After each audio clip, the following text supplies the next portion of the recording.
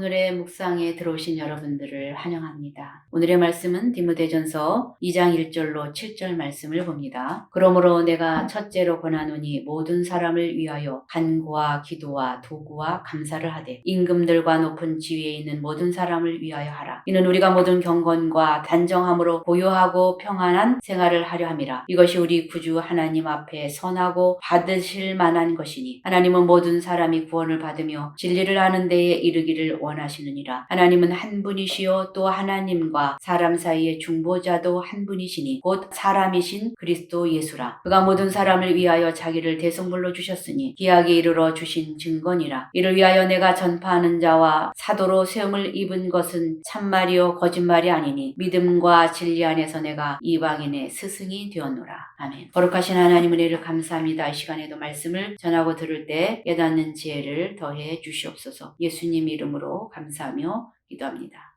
아멘. 오늘의 본문 말씀은 모든 사람을 위해 기도할 것을 말씀하고 있는 내용이죠. 이 부분은 1절에서 기도에 관한 명령이 있어서 기도가 주제인 것처럼 보이지만 기도는 1절에서 3절에서만 나와 있을 뿐 4절로 7절에서는 일체 나오지 않습니다. 대신 1장의 주제 가운데 하나인 그 구원이 설명되어 있습니다. 이곳에서 바울은 모든 사람이란 말을 4번이나 사용하며 이는 1장 15절의 주장과 관련됩니다. 1장 15절의 주장은 나는 죄인의 괴수다라는 내용이죠. 그리고 이 주제는 목회서신 전체의 주제이기도 합니다. 그는 그리스도께서 자신을 모든 사람의 속전으로 주셨다는 그런 신앙 전승을 인용하면서 자신이 이방인의 사도가 되었음을 강조합니다. 그리하여서 이 부분은 기도보다는 구원의 보편성을 말해주고 있습니다. 이는 이단자들이 구원을 일부 소수인들에게만 한정시키고 배타적인 주장을 했기 때문에 그렇습니다. 먼저 모든 사람을 위해서 기도할 것을 말하고 다음으로 그렇게 기도해야 할 이유들을 제시하는데 1절 보겠습니다. 그러므로 내가 첫째로 권하노니 모든 사람을 위하여 간구와 기도와 도구와 감사를 하되 그러므로 라는 것은 2장은 1장과 연관이 있음을 보여주는 것이죠. 이런 연결은 2장을 1장에 비타해서 또 해석하도록 하는 내용입니다. 모든 사람을 위하여 이 부분에서 바울이 힘주어 강조하는 사상입니다. 그리스도의 복음은 어떤 소수의 사람들만을 위한 것이 아니라 모든 사람을 위한 것이죠. 그리스도인 교회가 위에서 기도하지 않아야 할 사람이란 한 사람도 없다는 것이죠. 그가 창조됨에 대해서 하나님께 감사하지 않아야 할 사람도 물론 없는 것이죠. 당시 에베소에 들어온 이단은 복음은 몇몇 지식을 가진 사람에게만 허락되는 것이다 라고 주장했던 것입니다. 간구와 기도와 도구가 나오는데 간구는 특별한 경우를 위한 애원이고 기도는 일반적인 모든 기도이고 도구는 남을 위한 중보적 기도임을 말합니다. 첫째는 우리의 부족을 나타내고 둘째는 헌신을 나타내며 셋째는 어린아이 같은 신뢰를 나타내고 있습니다. 그러나 이 세 가지를 엄격히 구별하기란 어려운 것이죠. 세 가지를 구별할 필요도 없을 것입니다. 동의어를 나열시킨 것은 기도의 중요성을 감사하는 것이죠. 그래서 간구와 기도와 도구는 다 동의어로 보여지는 것이죠. 그리고 감사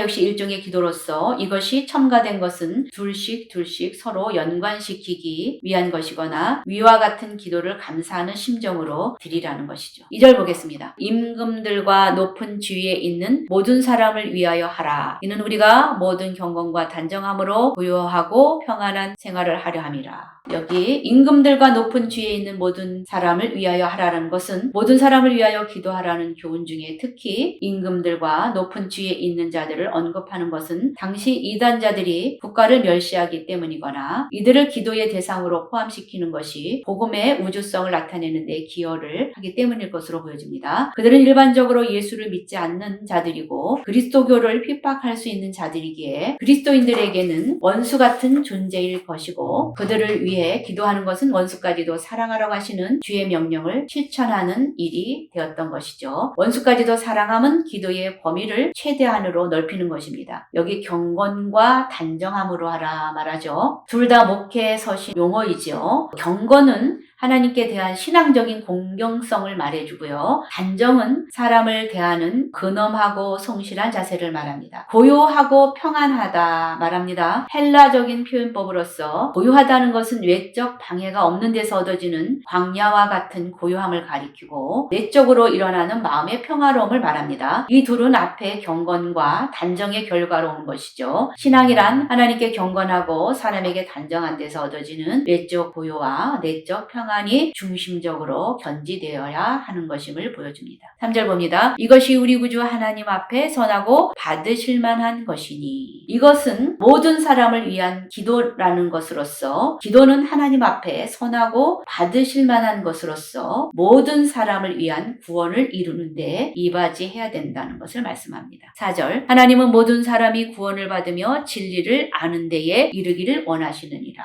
이 모든 사람을 위해 기도할 세 가지 이유 중 첫 번째 이유를 말합니다. 그것은 모든 사람이 구원을 받게 하기 위해서라는 것이죠. 1장에서 소개된 만민 구원의 주제가 다시 나오고 있는데 진리를 아는 데 이르기를 원하시느니라 말씀합니다. 여기 진리는 목회서 신서에서 복음 메시지를 가리키는 전문 용어입니다. 5절 보겠습니다. 하나님은 한 분이시요 또 하나님과 사람 사이의 중보자도 한 분이시니 곧 사람이신 그리스도 예수라. 모든 사람을 위해서 기도할 두 번째 이유를 말씀합니다. 그것은 인류의 중보자는 오직 한 분뿐이고 그분은 모든 사람을 위한 속전으로 돌아가셨기 때문에 그렇습니다. 중보자가 여럿이라면 우리의 기도는 모든 사람을 포함하지 않아도 될 것입니다. 그러나 그렇지 않은 상황에서 우리의 기도가 모든 사람을 포함하지 않는다면 우리의 기도는 만민 구원을 막는 도구가 되는 것이죠. 6절 그가 모든 사람을 위하여 자기를 대속물로 주셨으니 기약이 이르러 주신 증거니라.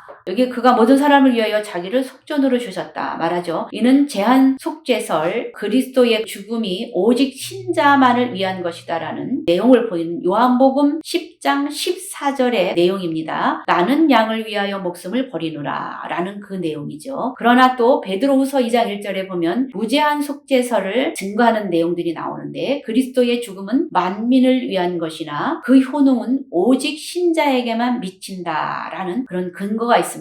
그래서 모든 사람을 위하여 자기를 속전으로 주셨다는 것이 여기 그 효능이 신자에게 미친다는 근거가 되는 내용인데 그들은 멸망하게 할 이단을 가만히 끌어들여 자기들을 사신 주를 부인하고 임박한 멸망을 스스로 취하는 자들이다. 베드로서 2장 1절에 이렇게 말하거든요. 그것은 스스로 이단을 끌어들여서 자기들을 위해서 사신 주를 부인하는 결과가 되는 것이기 때문에 그리스도의 죽음은 만민을 위한 것이나 그 효능은 오직 신자에게 미친다라는 근거가 되는 것이죠. 속전은 신약에서 오직 이곳에만 나타나는 합성 명사로 마가복음 10장 45절에 나타나는 내용인데 대속물 루트론이라고 또 하는데 이것은 보다 더 대속의 개념이 강한 단어를 말하는 것이죠. 이는 부채로 팔려간 노예를 방면시키기 위해서 지불하는 지불금을 뜻합니다. 그리스도는 노예가 되어 있는 만민을 방면시키기 위해서 자신을 지불금으로 지불하셨다는 것을 속전이다 말씀하고 있죠. 기약이 이르면 증거할 것이라. 여기 정확한 번역은 합당한 때에 증거하라 라는 뜻으로서 그리스도의 죽음을 바울은 교회의 시기인 자신의 때에 증거하고 있다는 것을 말씀하고 있는 것이죠. 7절 봅니다. 이를 위하여 내가 전파하는 자와 사도로 세움을 입은 것은 참말이요 거짓말이 아니니 믿음과 진리 안에서 내가 이방인의 스승이 되었노라. 이를 위하여서라는 것은 앞에 증거를 가리키는데 바울은 바로 이 증거를 하기 위해서 세우심을 입은 자다라고 말하는 것이죠. 내가 전파하는 자와 사도로 세우심을 입은 것은 여기 전파하는 자는 디모데후서 1장 11절에 내가 이 복음을 위하여 선포자로 사도와 교사로 세우심을 입었다라는 여기 전파자가 나옵니다. 그리고 베드로후서 2장 5절에는 옛 세상을 용서하지 아니하시고 오직 의를 전파하는 노아와 7 식구를 보존하시고 경건하지 아니한 자들의 세상에 홍수를 내리셨다 말씀하시는 것이죠. 여기 노아 식구들을 전파자로 세우셨다는 그런 뜻이죠. 바울은 자신을 사도로는 자주 나타냈으나 전파자나 교사로서는 나타내지 않았는데 이곳에서는 그는 자신을 전파자로 나타내고 있습니다. 자신은 그 복음을 큰 소리로 널리 들리도록 외치는 전파자라는 것이죠. 참말이요 거짓말이 아니다. 이것은 자신의 아들 디모데에게 이런 변명을 하는 것은 부자연스러운 것으로 보이지만 이런 디모데 개인에게 하는 말이 아니고 그를 통해서 교회에 주어진 것이고 더 더 나아가 자신의 대적자인 이단자들에게 주어진 것이라고 생각하면 될 것입니다. 믿음과 진리 안에서, 이 뜻은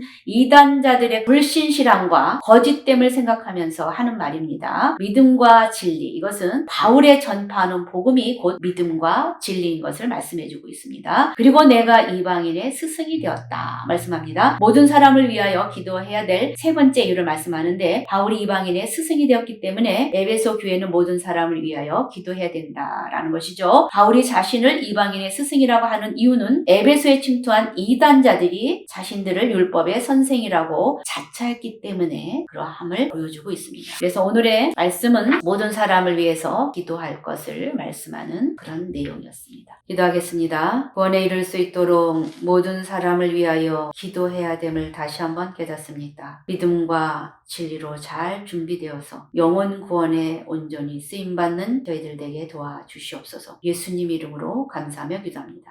아멘.